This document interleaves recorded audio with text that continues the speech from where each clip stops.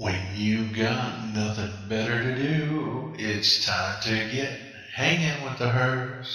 Hey guys, how you doing? Hope you're having a great day.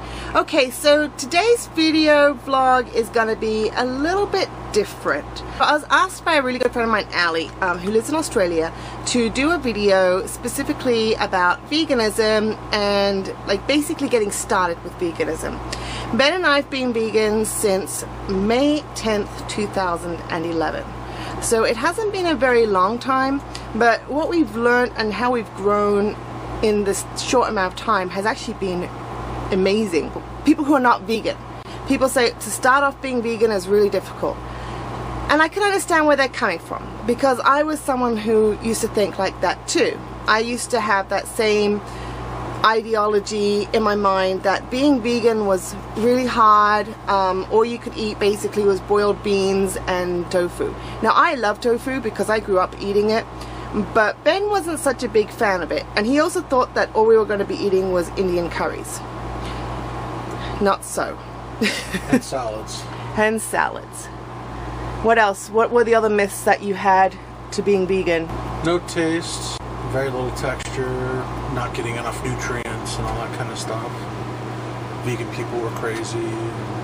Crazy tree hugging, smoke potting, pot smoking hippies, right? Just they were fundamentalists. They were really fanatic. There's been a lot of myths out there about veganism, and I think the biggest one, and why people who really love animals and kind of start to think about what's on their plate, start to think about wanting to become vegan but then stop, is because they have a really hard time to grasp that it really is easy.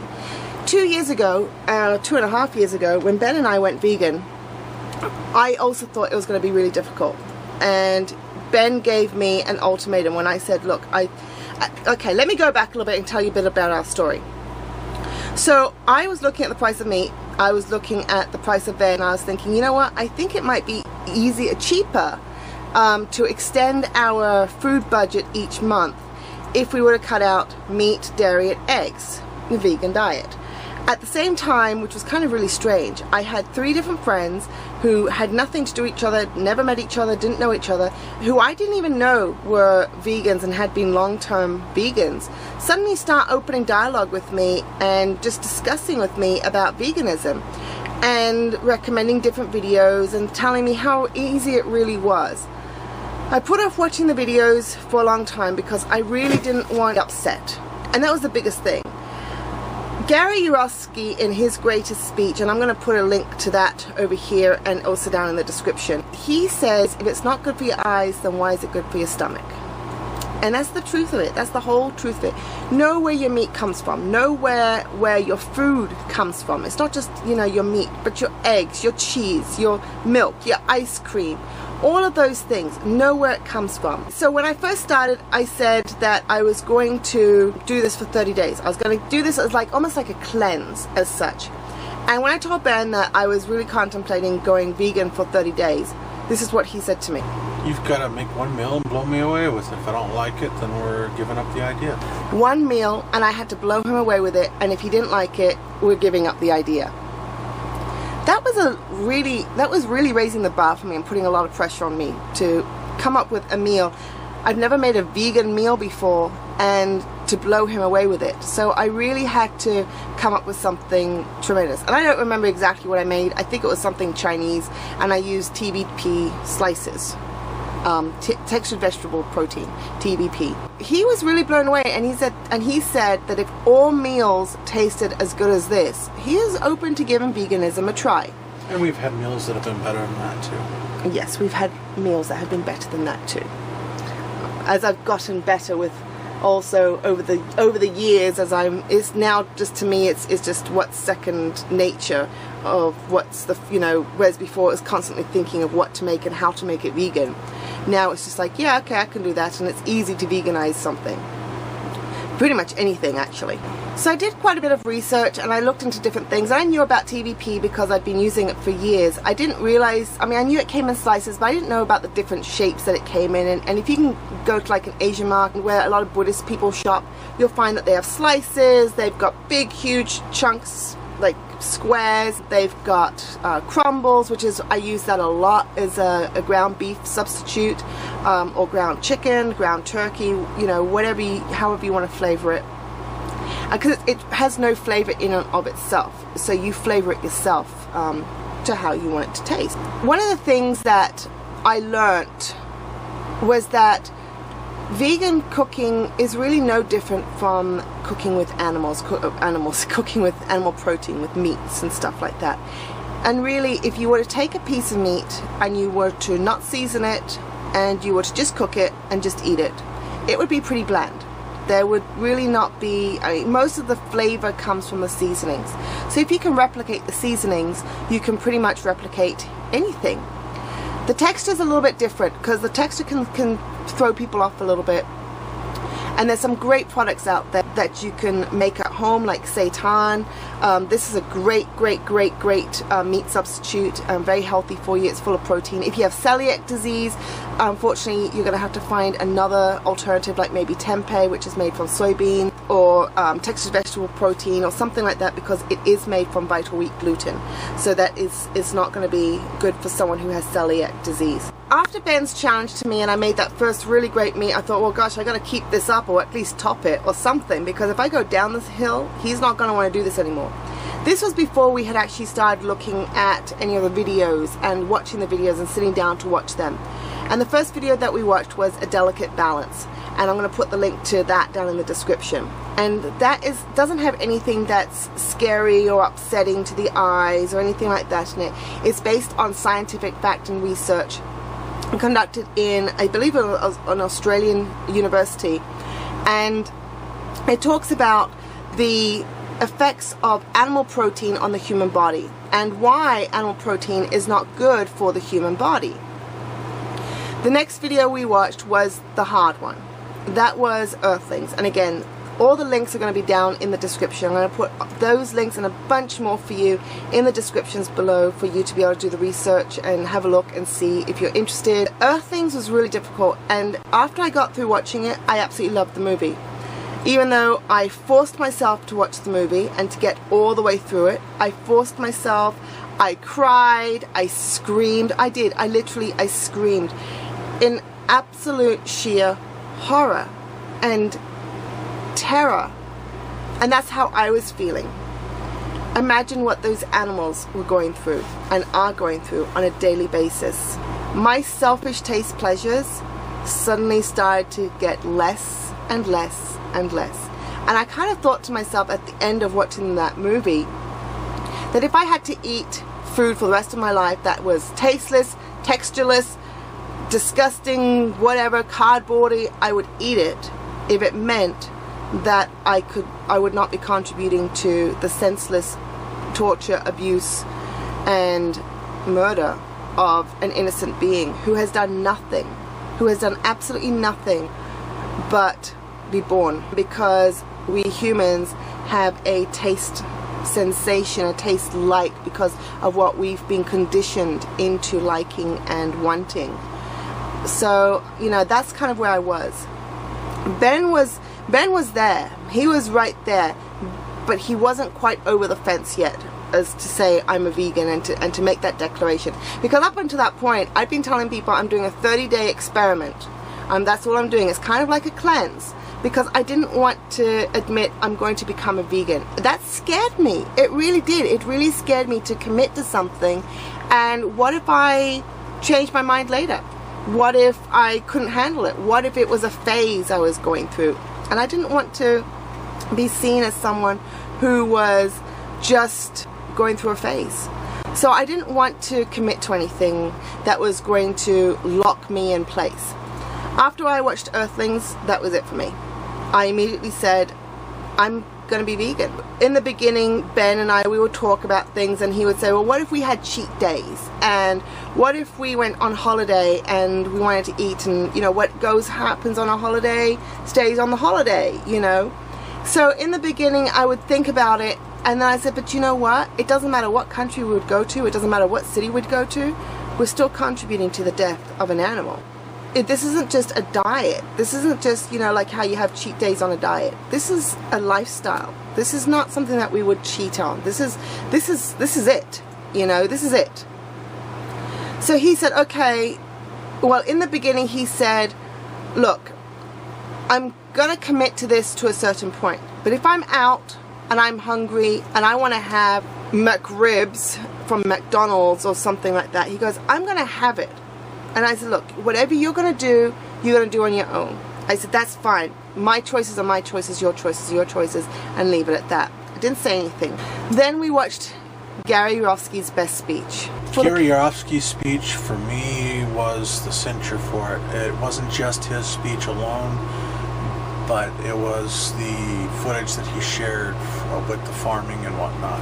There was actually one particular part where they were showing a calf that had been stripped from its mother, and they were trying to feed it, and the guy just started wailing on the calf's face because he was pissed off because the calf was not eating what he was trying to feed it. And it just broke my heart that somebody would be such a cruel coward to beat on a defenseless animal like that, a baby nonetheless. And it just floored me. The part about Gary's speech that really did it for Ben, because Ben was really sitting on the fence. One of his biggest things was that he said, if I become a vegan, then I'm going to have to say that I hate meat, I hate the taste of it, and that's going to make me really hypocritical. That was something that was really weighing on him, and it was weighing on me too, because you know what? I love the taste of meat. I love meat. I love the taste of it. And what can I say? I was conditioned to it. I love it. I took that as being a really strong point, and I was like, yeah, so I don't know then. Then we watched Gary's best speech, and I'm not sure if it was in his actual best speech or if it was in the questions and answers after. So I really encourage you, if you watch the best speech, please watch the question and answers afterwards, because it has a lot of information. But in it, Gary says that he loves the taste of meat. He loves it. Absolutely loves it. The difference is that he chooses to not eat it. He chooses to not contribute to factory farming or to any kind of murder of innocent animals, to the abuse, to the torture, to the pain, the sadness, the sorrow, all of those things. He makes the conscious choice. That's the difference. And that's what clicked for us both. So even though I said, well, I'm after earth things, I said, that's it, I'm going to be vegan. I did have that in my mind where I was thinking, well, am I going to be hypocritical if I start having to now say that I hate the taste of meat? Because I don't. What he said really rang home and made a difference, because that's what we needed to hear to help us cross over. Because you don't have to say, I hate the taste of meat, I hate meat, meat's so bad. And I've had a lot of people say to me over the years, I'm really sorry that you hate the taste of meat now. I'm really sorry that you hate meat. And I can now say to them, I don't hate meat. I love meat. I love the flavor. I love the texture. I love everything. I love how it's prepared. But I consciously choose to not take part in it. I consciously choose to make different choices and to make healthier ones too. So that's a bit of the backstory. One of the few basic ingredients that you can have in your house, for one, and for two, what are some of the basic things that you can cook? For me, the basics that I have in the house are TVP. TVP really is a staple, and the reason why it's a staple is because it is going to be, like, if I'm going to make spaghetti, I'm going to use that as ground beef. If I'm going to make hamburgers, I'm going to use that as the basis for the hamburger. I also, you can, like I already said, you can get them also in slices, in chunks, in small balls, in large balls, in shreds, like they look like little sticks. You can have it in so many different ways they offer it. Well, a lot of Buddhist shops, like in the Chinese, Asian supermarkets, they will have these items available. Another staple that I have in the house is nutritional yeast. This is nutritional yeast flakes.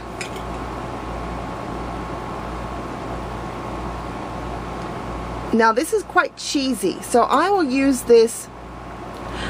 If I'm making seitan, which is a meat substitute, I will usually use it in there because it gives you your B vitamins, as well as it helps to bulk it up, and it gives you a lot of nutrients in it as well, plus a really good flavor. But also, if I want to make mac and cheese, I'll use this as the cheese base, and then I'll mix it into the milk and the butter, and then I'll add some salt, maybe a little bit of onion powder, and a little bit of garlic powder, depending what I'm going to go with that day. But anyway, but yeah, in some places it's not called nutritional yeast. I know in England it's called something different, and in Australia it's called something different. And again, I'll have the description for it in the links.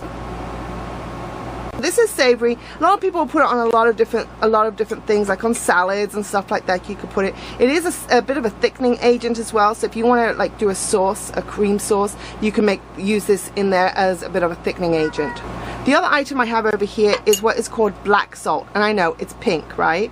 So this has also got another name, and I can't remember the name right now. It starts with a K, and you'll find this in Indian grocery stores. Most people, if you go into the store and ask them for black salt, they'll know exactly what this is. This is highly sulfuric smelling and tasting. The black salt is really pungent in smell. It's very sulfuric, so I actually keep it in 3 bags. I don't just keep it double bagged or in 1 bag. I put it in 3 different, like I have it in the original bag that it's in, then I'll put it into another bag, a Ziploc baggie, and then a final Ziploc baggie. But that's just how I store it. Some people will store it in a container or whatever works for you. But like I said, it is very pungent. What do I use that for? And I only use a little bit when I do use it. That's why it lasts for years. When I'm going to make an egg substitute, if I'm going to make scrambled eggs, but I'm not going to use eggs, so what I'll do is I'll take some firm tofu or extra firm tofu, and I will mash it. Then I will add a little bit of the black salt to it, because it gives it that sulfuric taste, plus it adds the salt for it. The sulfuric taste makes it taste like eggs. In fact, I made vegan deviled eggs last year, and Ben, before we had gone vegan, had gone off of eggs, like completely gone off of them. He couldn't eat the deviled eggs because they were tasting too much like regular eggs. So I took them to a party with non-vegans, and everyone asked me if I had stopped being vegan because I was making eggs and deviled eggs. That's how authentic they are. So yeah, this stuff is really great. So like I say, if I'm going to make an omelette, so what I'll do if I'm making an omelette is I'll take the tofu, I'll put it into the blender, add just a little bit of almond milk or soy milk if you want, or whatever non-dairy milk you want to add to it. You can even add water if you wanted to, just so that when it pulses it becomes smooth like you would expect an egg texture once it's been beaten. And then I'll add a little bit of the black salt to it, and whatever spices I want to add to it, and a little bit of turmeric because that gives it that yellow color. And then I'll fry that as I'm frying a regular omelette in a non-stick pan, because that's going to be your key, is you want to make sure you have a non-stick pan, otherwise it will stick. I've made quiche, and I've used the tofu for that. So I mean, you could when you have a recipe, like say for quiche Lorraine, however many eggs that the actual recipe calls for, you're going to replace that 1 egg with 1/4 cup of tofu. Now if I'm going to use it in baking, like if I'm going to use it as say for the quiche Lorraine, or even if I'm going to do an omelette, because it's like I don't always use the firm tofu for like an omelette. I'll use that more for the scrambled. I like to use the medium or silken tofu, and I like the silken brand too because it's really smooth. What I'm going to do is for every 1 egg that the recipe calls for, you're going to use 1/4 cup of tofu, and then when you blend it, you're just going to add a little bit of milk, a non-dairy milk, just to help process it and get it going. TVP, great. So if you're making spaghetti, just add TVP to it, or what you can do is you can pre-hydrate it. And what I would do with that is you can buy different bouillons that are no beef or no chicken bouillon, or another one that I really like is it's actually a bouillon paste. It comes in a little jar, and it's called Better Than Beef or Better Than Chicken. But make sure that you get the vegetarian bouillon, because I know that in certain supermarkets they'll sell that brand Better Than whatever bouillon, it's actually got the beef in it. So you've got to make sure it says vegetarian on it, and that's vegan. So you can use that.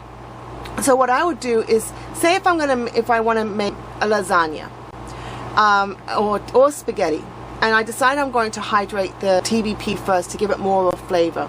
So what I would do is I would take a cup of TVP, the crumbled TVP, and again, and you can get different colors with the TVP. It comes with either a darker brown or lighter brown. So if you want it to be more like a chicken crumble, or if you want it to be more turkey-like, then use the lighter one. If you want it to be more beef-like or lamb-like, then I would use the darker colored one.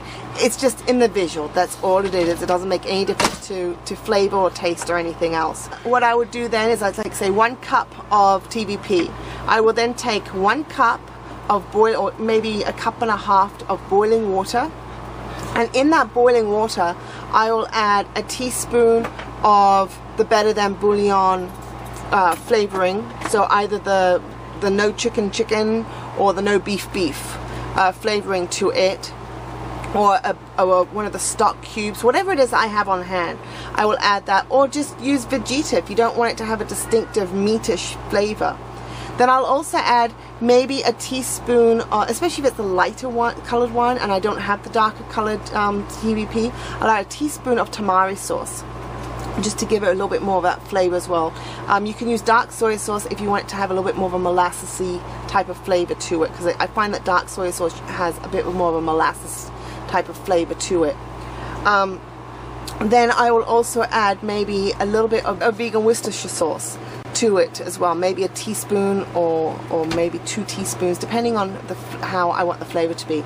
And then I'll just mix it so it becomes a nice broth, and I'll just add that to my TVP mixture, and I'll just set it aside for 15 to 20 minutes, and then that's it. So then what I'll do after that is, if I'm doing it if I'm hydrating it before I'm going to be using it, I'll usually put it into the pan first, and I'll just fry it till the liquid is all off of it, and it's starting to get a nice brown to it. Then I'll add my onions and my garlic and the tomatoes and whatever else is going to go into my sauce there. Really easy. On the market today as well, there are so many vegan foods. You've got brands like Gardein, Amy's. Be careful with Amy's because some of them are not vegan. Just make sure you read the labels. That's another big thing, is reading labels, just to make sure that it contains no eggs, no dairy. As far as cheeses go, Daiya is a great brand. You can even now get on the market Greek style yogurt, which is vegan, which is delicious. I highly recommend it. Oh gosh, different kinds of cheeses. You can even buy now artisan vegan cheeses, so you'll have maybe the blue cheese, the Roquefort cheese, camembert even. There's many varieties out there, and if you can't find it where you are locally, look online. Just look online. For the basics in the house, definitely you want to have TVP, definitely you want to have nutritional yeast. When you buy your pasta, just make sure it doesn't have eggs in it. Places like Gary's website, I'm going to put the link to it below, it's adapt.org. They have some great links to it as far as what breads are good to eat that are vegan. It all sounds overwhelming in the beginning, but it gets easier. It really does. Seitan. I make my own seitan. I know what goes into it then, and I can play around with different flavors. So I'll make luncheon meats, I'll make chicken flavor, I'll make beef flavor, I even make lamb flavor. So it's like just different spices and such that go into it, gives it that different flavor what you're going to be looking for.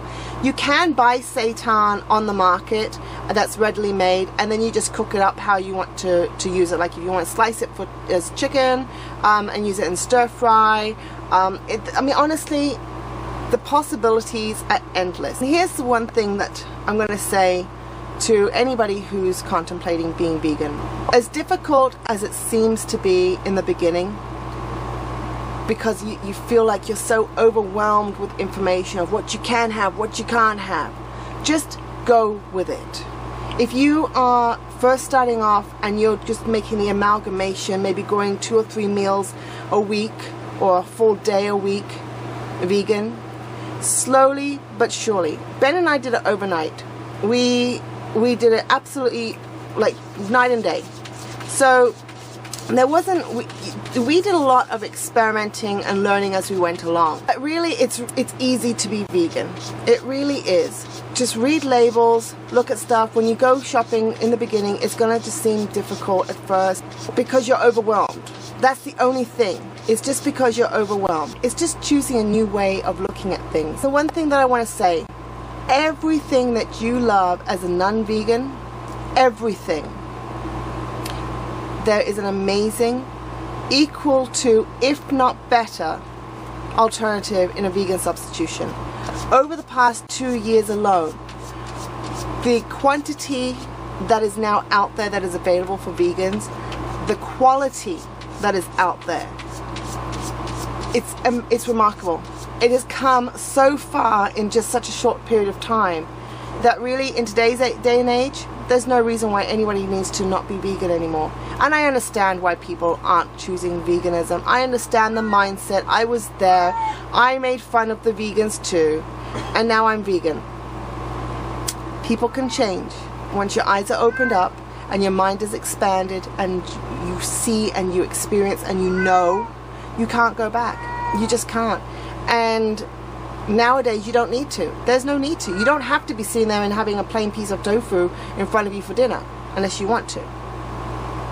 There's so many tastes and flavors and textures. If you want to hear more about veganism, if you want to know more about what to cook, how to cook it, how to veganize a recipe, let me know. Please put your comments below in the bottom. If you're new to this channel, please subscribe. We do a lot more than just this sort of stuff, honestly. This is a daily vlog, so it's a day in the life of my husband Ben and myself. So we cover a whole bunch of aspects. We have skits sometimes. We just go goofy. We just have fun.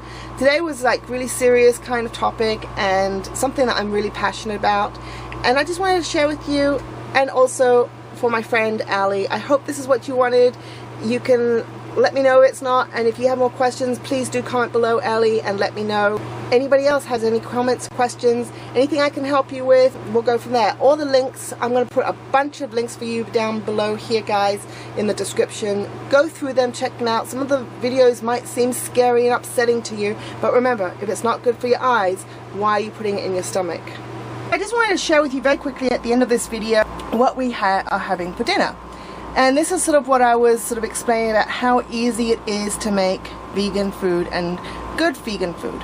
So what I've made tonight is vegan macaroni and cheese, where I've used about about a tablespoon and a half of butter, a vegan margarine, about a half a cup of almond milk, and a half a cup of nutritional yeast, and about a teaspoon of onion powder and half a teaspoon of salt. And all I did was I melted the butter and then added the milk.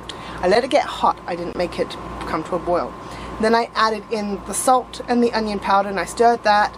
Then I added in the nutritional yeast, stirred that in, brought that to a nice creamy sauce. Then I added my cooked pasta. And then we have frozen veg, which is just basic frozen veg cooked with a little bit of oil, and just sort of sauteed it. And then this new product that we bought just the other day from Whole Foods, which is meatless meatballs. Yeah, meatless meatballs. This is the meatballs, my mac and cheese, and of course frozen veg, which is pretty generic. Very easy vegan meal that you can make at home very fast. It didn't take me more than, I don't know, 20 minutes. It was just the matter of waiting for pasta to boil. You see, guys, it's really easy to be vegan. Love you. Please, if you like this video and if you like our other videos, do share them with your friends on Facebook, on Twitter, Tumblr, wherever, all the social medias, whatever. And yeah, that's it. So I will see you on the flip side. I love you. Bye. Now don't you forget to like this video, subscribe to our channel, and share it all with your friends. Till next time, hanging with the Hurs.